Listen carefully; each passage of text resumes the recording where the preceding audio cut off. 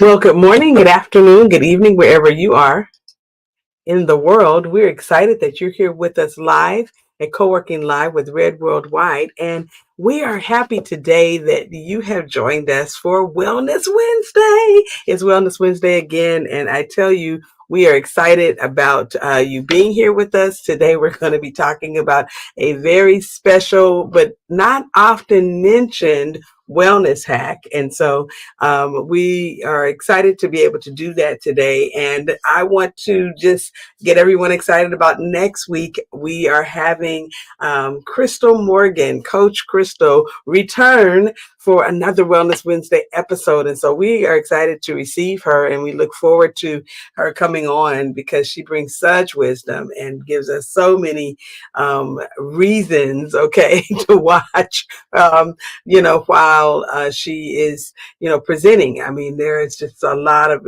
wealth, I should say a wealth of wisdom and understanding and instruction that comes from her. And so we will be excited to hear from her. And we look forward to future episodes that when we will also have Kevin Janeway come back. And so Coach Kevin is also another very brilliant and extremely, useful tool in the hands of God when it comes to being able to help people understand, emotional intelligence and everything that goes along with reframing. And, so we just look forward to these episodes coming in the future. But today we're going to be talking about air quality. And so, Javon, I want you to roll the video so we can just kind of get prepared for, what we need to understand about this particular wellness hack and how we can use it to our benefit. On Wellness Wednesday, we're diving into a topic that might not be on everyone's radar, but is crucial for our daily lives: air quality and its impact on our productivity, creativity, and overall well-being. Now, you might be thinking, air quality? What does that have to do with me? Well, let me tell you, it has everything to do with you, especially if you spend most of your day in an office or even working from home. Let's start with the basics. We often associate air quality with outdoor pollution. Think smog, car emissions, and industrial waste. But did you know that indoor air can be just as, if not more, polluted? Yes, that's right. Indoor air can be filled with toxins from cleaning products, furniture off-gassing, mold, and even dust mites. All these factors contribute to what we breathe in every single day. And the sad part? We rarely talk about it, especially in the workplace. Now, imagine this. You're sitting at your desk trying to focus on a project, but you can't shake off that foggy feeling. You might chalk it up to lack of sleep or too many distractions. But what if it's the air around you? Poor air quality can lead to fatigue, headaches, and even decreased cognitive function. Studies have shown that when the air is filled with pollutants, our ability to think clearly diminishes. It's like trying to run a marathon with a heavy backpack. It's exhausting, and you're not going to perform at your best. And let's not forget about creativity. If you're an artist, a writer, or anyone who relies on creative thinking, air quality can stifle your inspiration. It's hard to let your imagination run wild when your brain is struggling to process thoughts clearly. Clean, fresh air can actually enhance cognitive flexibility, making it easier to connect ideas and think outside the box. When we breathe in clean air, we're more likely to feel energized and motivated to tackle our creative projects. But here's the kicker. While we're all aware of the importance of good air quality for our health, it's not a common topic of discussion in most workplaces. We talk about deadlines, workloads, and stress management, but rarely do we address the environment we're working in. It's almost as if we've accepted that a stuffy office with flickering fluorescent lights is just part of the job. But it doesn't have to be that way. So what affects air quality? A lot, actually. Ventilation is a huge factor. Many offices are designed to be energy efficient, which is great. But if the air isn't circulating properly, it can lead to a buildup of carbon dioxide and other pollutants. Then there are the materials we use. Think carpets, paints, and even the cleaning supplies. Many of these products release volatile organic compounds, or VOCs, which can seriously affect our health. Now, you might be wondering, what can I do about it? First, start a conversation at work. Talk to your HR department about improving air quality. Simple changes like adding plants, improving ventilation, or even using air purifiers can make a world of difference. And if you're working from home, take a moment to evaluate your space. Open a window, invest in a good air purifier, and keep your environment clutter-free. Air quality is not just a background issue. It's a fundamental aspect of our productivity, creativity, and well-being. By addressing it, we can create healthier, more vibrant workspaces that foster not only efficiency, but also innovation and happiness. Quality AIR is a part of the conversation, so let's dive in. Because when we breathe better, we perform better. Okay. Well, that is so, so true. When we breathe better, we perform better. And I have to really tell you where the idea came from for this particular episode today, because, some of the things that I have experienced, especially recently, some of you guys might have heard me, always coughing or, having this mucusy issue going on, and you can hear it rattling a lot of the time. And so I was trying to figure out, okay, what is causing this, because I was doing the things that I knew to do to make it so that I had better, quality air, I thought, in my environment. And I've come to understand that a lot of times, what happens is that if the filters have not been changed properly, depending on where, the kind of location you're in, if you are in a situation where you don't have a free flow of air, you don't have fresh air. There are lots of things that can affect your ability to breathe better, the ability for you to have uh, some good flowing air to help clear things out. And then, of course, the ability for you to even think, some of the things that people think are cognitive decline actually is just poor air quality. And so we're going to talk about it today because it's important for us to get a hold of this and have a better handle on what we can do to make sure we are taking advantage of every opportunity to do business well. So I'm gonna, Jerron, I'm gonna ask you if you pull my slides up, and we're going to just kind of get started in this today because we really want to understand the importance of air quality for our overall health and well-being, and what it can actually do for us um, as a group of business owners who really desire to do business well. It's very important to a lot of us, that we do business well. And so for most of us, we have some control over some things in our environment. And we're going to talk about the things we have control over and the things that we may not have as much control over, but that we can, mitigate. We can do some things about those things. And so we'll talk about some remedies that some of them are home remedies even, that you might be able to put into, play to help you, with this ever evolving issue that we are having right now with air quality.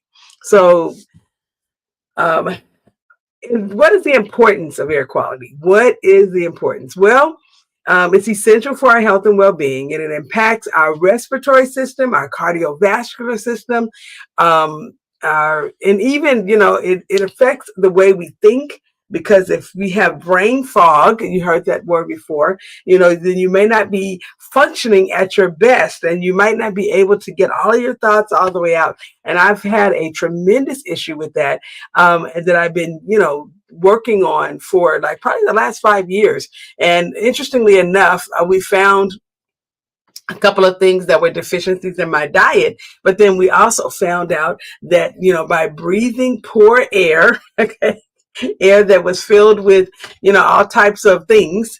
It did not allow my body the ability to be able to do what it needed to do better. So, we will talk about what I've been doing in a few minutes, but we're going to talk just generally on what the importance is right now. So for respiratory health, poor air quality can lead to lung problems like asthma, bronchitis, and pneumonia.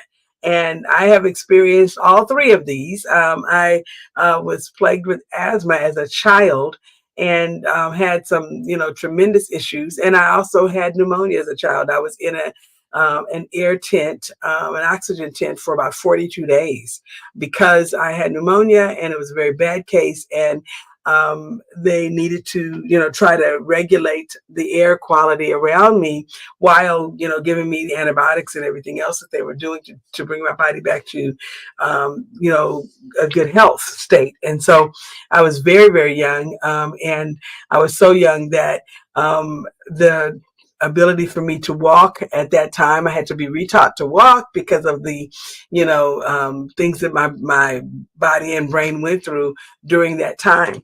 And I also, had to be given a bottle all over again and, kind of transition from that to a cup, because I was, young enough where I had just learned to walk and I was just getting off weaned from, using the bottle. And so my mother was really, she listened to the doctors and walked me back through that part of my life, all over again. But it was an extremely bad case and they really thought that, I wasn't going to live through it.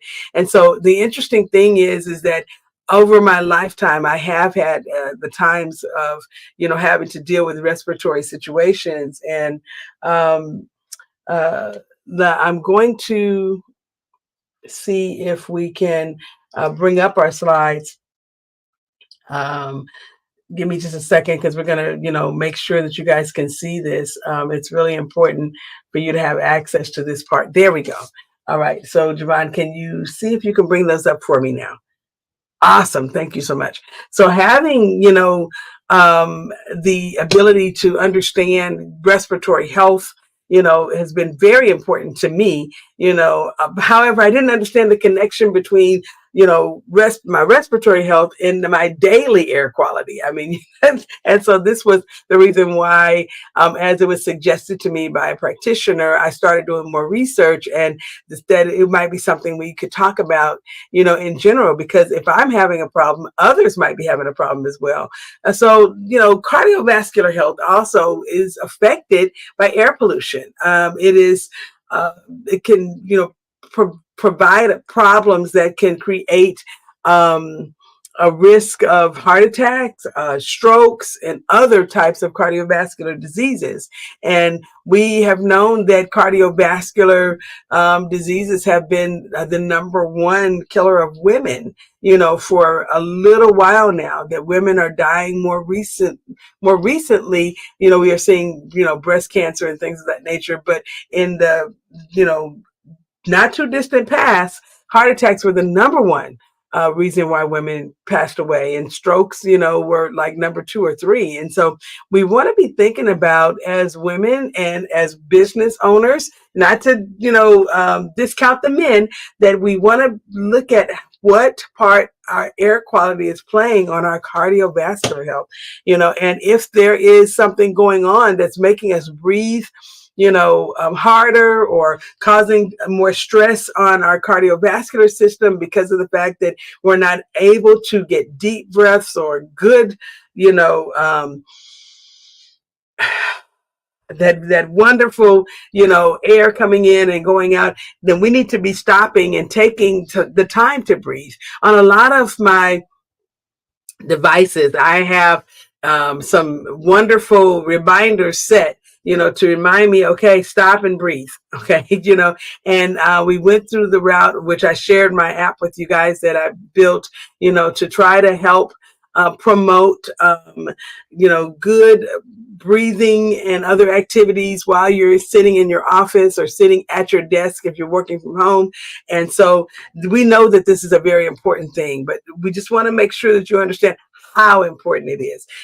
For your respiratory health and for your cardiovascular health, you need to be paying attention. And then for your mental health, air quality affects your mood, your concentration, your cognitive function. It can contribute to anxiety and depression. And a lot of people don't even realize it's air that's causing the problem, or the lack of quality air, I should say, that may be causing the problem. I have noticed that sometimes I've had to work from my car, and I'll have all the windows rolled up if it's cool out, and there won't be a consistent recirculating flow of air in there. And I have, had a time or two where I noticed the difference, and I will quickly roll that window down and let some air flow through. Even if I'm chilly, I'll just put on a sweater, because the thing is that I cannot afford for my brain to not function the way it's supposed to, especially if I'm in a mobile situation where I'm having to move from client to client, and I have, to do work in between from the car. So it's important that if you are in a situation like that, that you create the environment that you need to create. And we'll talk about that in a few minutes. But I just want to make sure you understand that mental health does, it does get affected by the lack of good quality air. Okay. And then environmental impact. Air pollution damages ecosystems and contributes to climate change, and it reduces visibility. And so generally, overall, our environment is impacted when the air quality is poor. We sometimes live in California, and sometimes we live in other places because of, we travel for work, and we live in Texas, but there is a tremendous issue in the California area with smog and poor air quality. We seem to do a lot better in our Texas spot. Our office there is downtown Fort Worth, and even though it's downtown, the air quality still does not, equal what we see over here. It is just a whole lot better there than it is here in terms of, being able to breathe fresh air. And we notice that when we're in Florida, the air quality there is a lot better as well, and so I don't know where a lot of you guys are hailing from, but you might have experienced, some of the same challenges that we have experienced in the, I don't know, the air quality in your areas. And so, I just want to make sure that you understand that if you have, opportunities to control that environment, then it might be time for you to be thinking about, okay, what it is that we can do. If you're getting ready to make a choice to make a move, then, try to make sure that the move that you're making is going to be one that's going to be beneficial to your whole body. Okay. All right. So what are the benefits of good air quality? Well, clean air helps us breathe easier. It improves our health, and it enhances our quality of life. And so improved respiratory health, is what we're looking for when we're talking about good air quality, something that will reduce our risk of respiratory illnesses and give us improved lung function if we're already dealing with respiratory illnesses or respiratory challenges per se. Being in a position where you can improve your respiratory health and make it so that you can breathe easier would probably be a good idea. And then enhanced cardiovascular health, lowering the risk of heart disease, stroke, and other cardiovascular problems, it's going to be probably at the top of the list. Okay. So you want to be thinking about, when you have the opportunity to change the air quality in your home, or for that matter, around your workplace, this would be a good reason. And then improved mental health, reducing stress and anxiety, and improving your mood, having enhanced cognitive function. That's going to be really a good option, if you have the opportunity to make a change or make a move for the sake of the, your health and wellness. So, what are some of the challenges we're experiencing right now in maintaining air quality? Well, it's a complex challenge because of several factors. And, we have one real big factor right now is that we still are having issues with industrial emissions. Factories and power plants release harmful gases and particulate matter into the air. And this was a real big issue when we had, a tremendous amount of factories in areas where they were doing production of all different types of things. However, it's not. It seems as though it has gotten better in some places, but as much as it has gotten better because we don't have as the same types of issue, our technologies are better and things of that nature.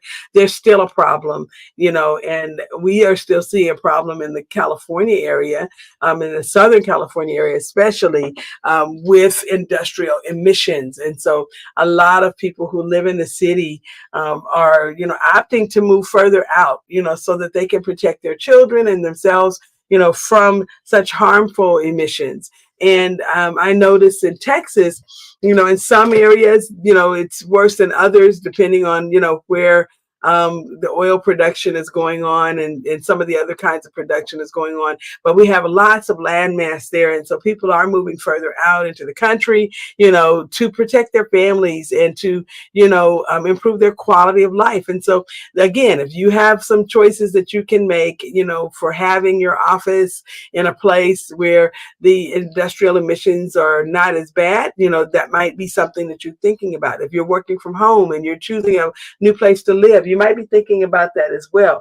Vehicle emissions are still a very big issue, even though a lot of people have moved to electric vehicles or hydrogen vehicles. We still have a lot of vehicles on the road that are gas powered vehicles. And so we have, the cars and trucks and buses that are still contributing to significantly to air pollution, especially in our urban areas. However, we do, see a tremendous difference than what we've seen over time, because there are quite a few new options for transportation. People are, using trains and buses a little bit more frequently, so it's reducing the amount of cars on the road, and people are opting for electric vehicles. Companies are opting for using electric vehicles. And so it is reducing the vehicle emission, that we have been experiencing in the past. And so it's making it easier for a lot of us, to breathe if we have to be out and amongst the moving cars, on the road. Okay. And then natural sources, wildfires, volcanic eruptions, and dust storms can release pollutants into the atmosphere. And another issue for people who live in, California, Oregon, Washington, some of those states where, wildfires, are something we deal with every year.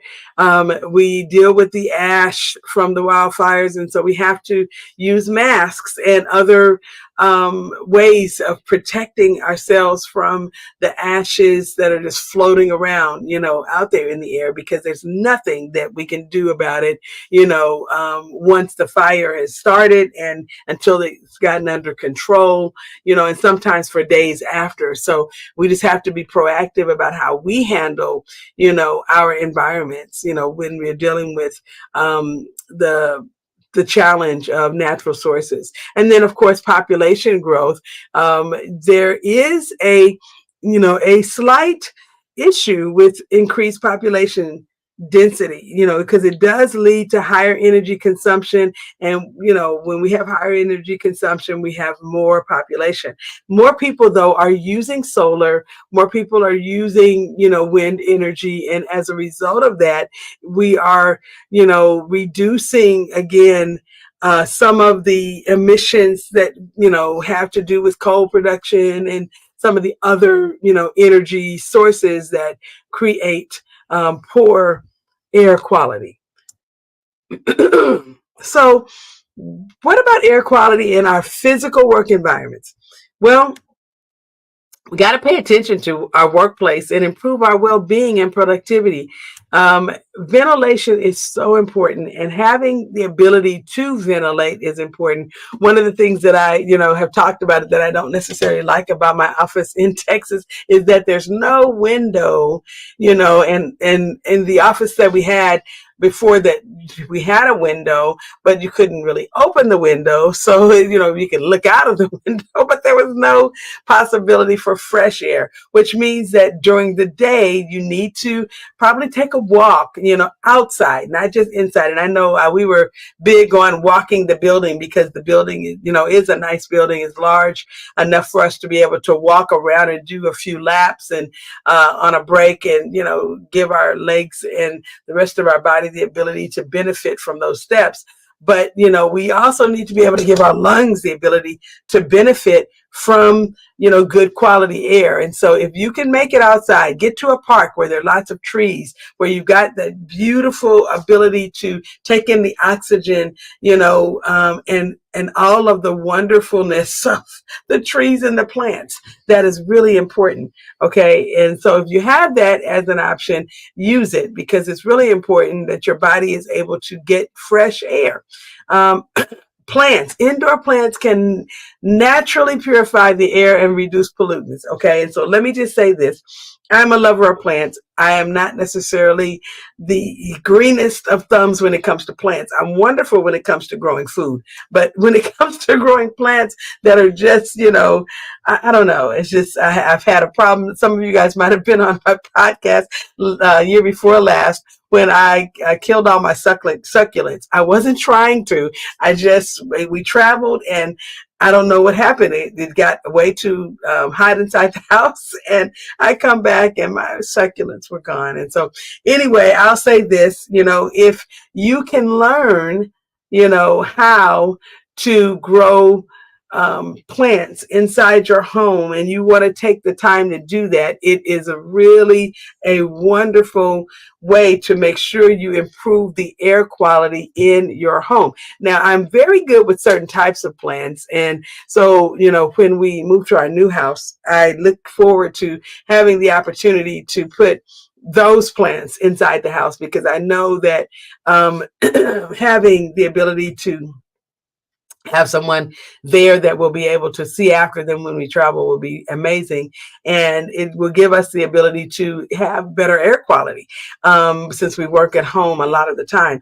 And for most of you who are working in an office, you really could use the ability to put plants in the office as one way to clean up the air quality inside the office. And so we've been thinking about ways that we can make sure that we add more plant life to our Texas office and, our Florida office as well. Some of you guys might, also, benefit from doing an eco clean. Okay. And so what do I mean by this? Taking a plastic bag and going throughout your environment and getting rid of the harmful cleaning products. Okay. So you can minimize your exposure to chemical emissions. Some people don't realize that the things that we use to clean in our homes can be killing us. I never forget, I did a episode, on one of my podcasts years ago when it wasn't a podcast, it was actually a radio show. And on that radio show, we were talking about Health Matters. That was the name of the actual radio show at that time. And so on Health Matters, we talked about, 100 ways to kill yourself before before you get started with work every day. And we went through 100 different, items that we have in our home, a lot of us, that are absolutely the worst possible things for our health. And some of those things were the worst possible things for our health because of the fact that they were putting out harmful chemical emissions in our environment every day. And so I'll just, give about 5 of those so that you can be thinking about it. But the plugins, not a good thing. Okay. A lot of the plugins are full of chemicals, and the chemicals that they're full of, even though they smell amazing in your home, they actually are not amazing for your body. Okay. So what's happening is that those chemical emissions, the fragrances and all of the chemicals that it takes to make those fragrances, are putting out a certain level of emission, and you are breathing that in. It's going into your body and doing very harmful things. So if you prefer to have fragrance in your environment, use essential oils. I mean, having essential oils and utilizing a diffuser in your home is a very good thing. And essential oils are natural. They're coming from a plant or a flower essence. You can get, an oil into the air, and when you ingest it, it actually is giving you health benefits, not taking away from your health. Okay, so that's one really, really good tool. Another thing that you might be utilizing that could be really toxic to you is bleach. And I know that a lot of people are like, on a bleach frenzy. I never forget it. I was working at the church, and when I first got there, bleach was a part of their cleaning regimen. They used bleach for everything. And we housed people there. And you have no idea how damaging this is, and so some of the people didn't necessarily want to listen to what I was saying. They thought that I was out of my mind. Oh no, bleach is sanitizing. It does this, it does that, yada, yada, yada. And so I produced the evidence. We had we had to keep a binder, and the binder, of course, had listed in the binder all of the chemicals that we used for any reason in the building. And that was, at the time it was called the MSDS sheets that had to go in there, and those sheets actually had the chemicals that were inside of the products that we were using, and the instructions for the use of the products, and et cetera, et cetera. And so in that, I took every one of those items that we had and that was in our binder, and I had some information run, and I was able to bring back the information to the team to show, hey, we can't use these things to clean. This is why. And when they took a look at bleach, and they took a look at I can go down the list, formula, I think it was 405 or something like that.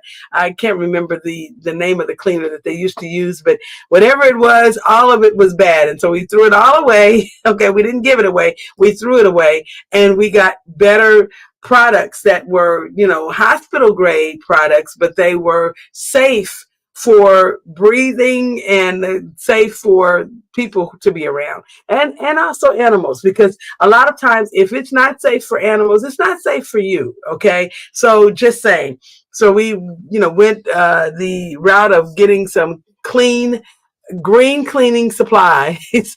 And even, the types of bags that we were using, we would move from just a regular plastic bag to a different type of plastic, so that we could, just clean up our environment a little bit better. And then, of course, avoid smoking. Prohibit smoking indoors in indoor spaces to prevent harmful smoke exposure. And I mean, I don't need to say anything about that. I'm sure everybody understands the ramifications of smoking inside the building. Okay, so air quality when you travel. A lot of us are in situations where we travel frequently. Right now, we're traveling probably 2 weeks out of a month, and based on that, we have had to do a lot of research and do some things to help us, because a lot of what I experience in my body happens because of travel. And so what we have done is we've done the things necessary so that we can kind of control our air quality a little bit better during travel. And so here's what you can do if you're having to travel by, plane. The air quality control concerns here are the recirculated air and the dry cabin air. And so there's sometimes a little bit too much of either one. And so there, you have to understand that when you first get on the plane, you might notice that all of those little vents are open and it's blowing air, to try to clean out the air, in between flights. Sometimes it's not enough time. Okay, just being honest, it's not enough time. And sometimes, even though you might leave your little vent open, you can end up with a worse situation by leaving the vent open than you might if you close it.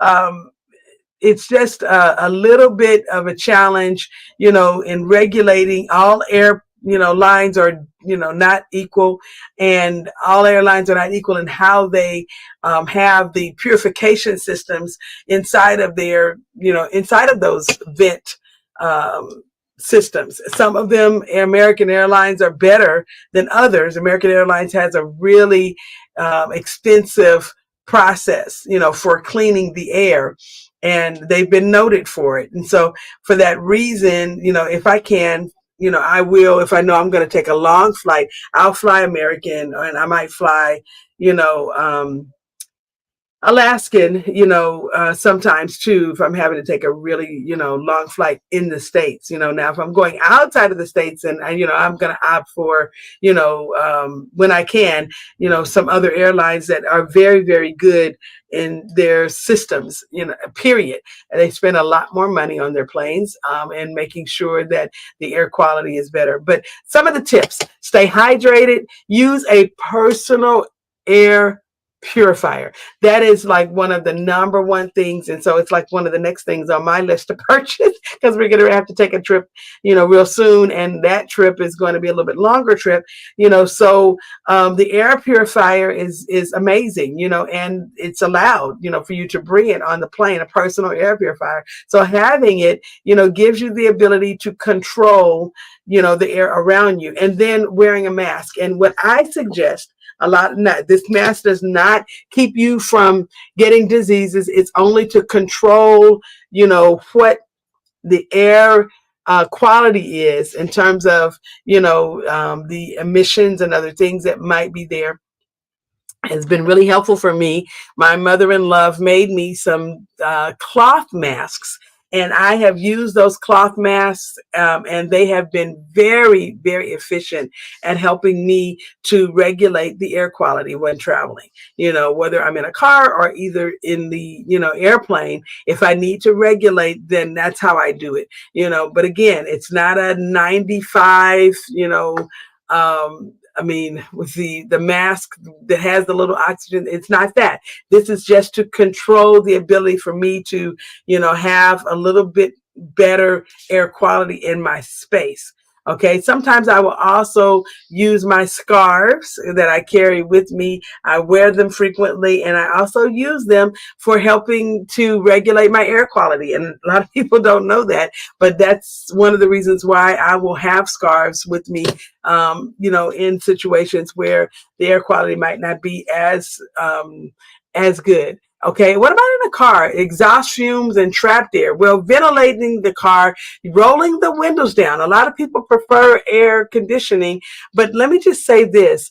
If you're in a situation where, the air quality is not good, and you are using your air conditioner and recirculating the air in the car, it's only recirculating the air that's in the car. Okay. So, rolling the window down, could, help you, but also you can get a personal air purifier for the car. And I've had one in my vehicles before, and it was very helpful. And then avoiding rush hour, where you're going to have all of the exhaust fumes. And if you are using your fans or your air conditioners, it's pulling in the exhaust into the car.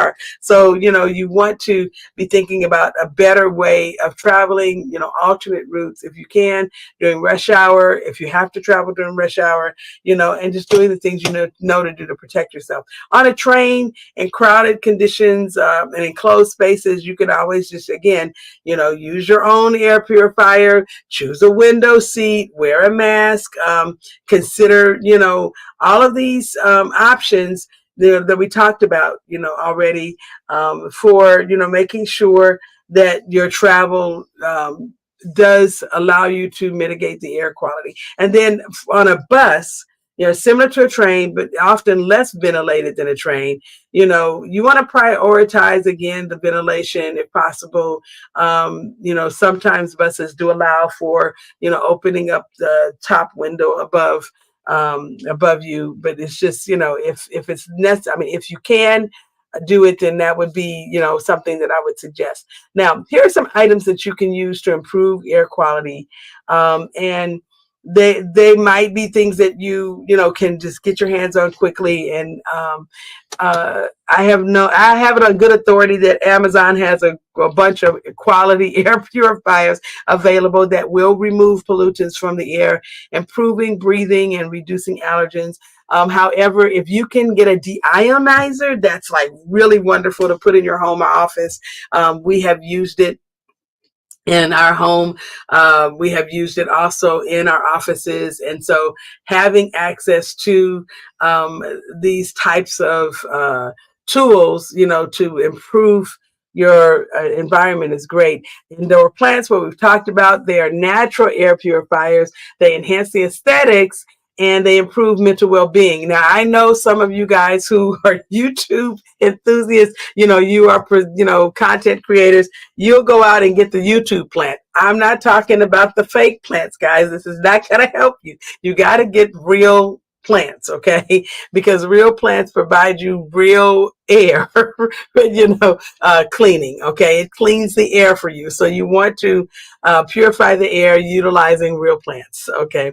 And then, of course, if you need to, if there's a real problem, and you need to filter out some airborne particulates, or, if you're going into a polluted area or a crowded space, then grab a mask, okay?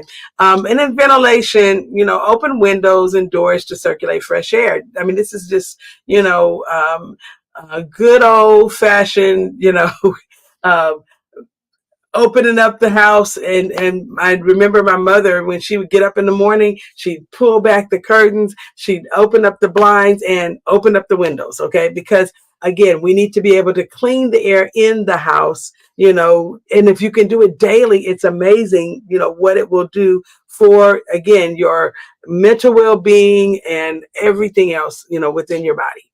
Okay, so our conclusion today is that just we want to make sure that becomes a more common conversation to know, how air quality impacts our health, and well-being. What are the steps that we need to take to improve it? And, whether we're in our environment daily or whether we're traveling, how do we prioritize ventilation, opening windows and opening, the doors if we can, installing air purifiers, or we can, I've done this too.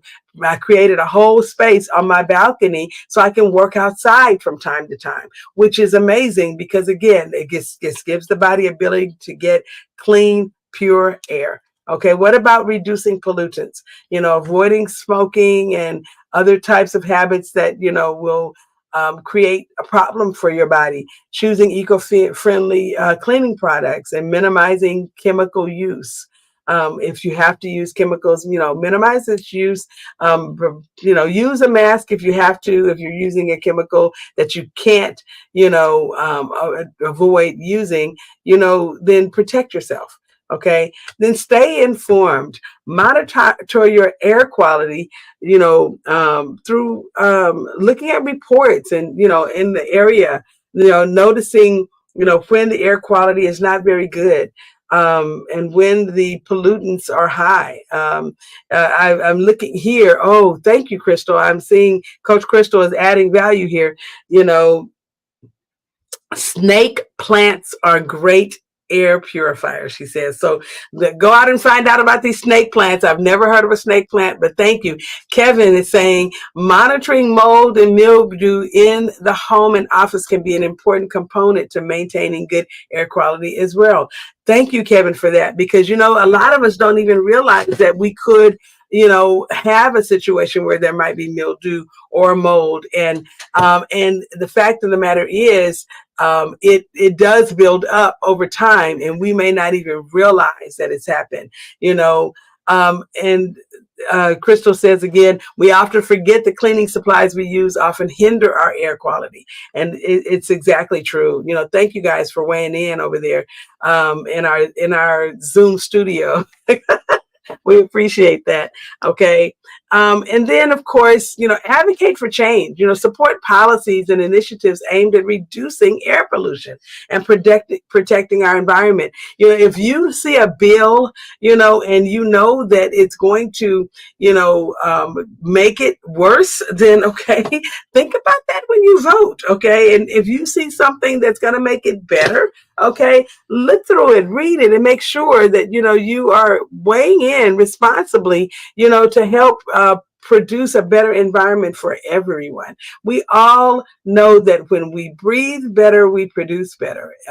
We have more productivity in our workplaces, and we're able to do the things that are that we've been called to do, with more vigor and with a higher grade of intelligence, okay, because we are, fully able to use all of who we are, without the hindrances, that poor air quality can create for us. Well, this has been Dr. Patience Jackson Rose, and I'm so excited that you guys have been with us today, for this Wellness Wednesday, and we look forward to seeing Coach Crystal next week, and we'll see you again next time.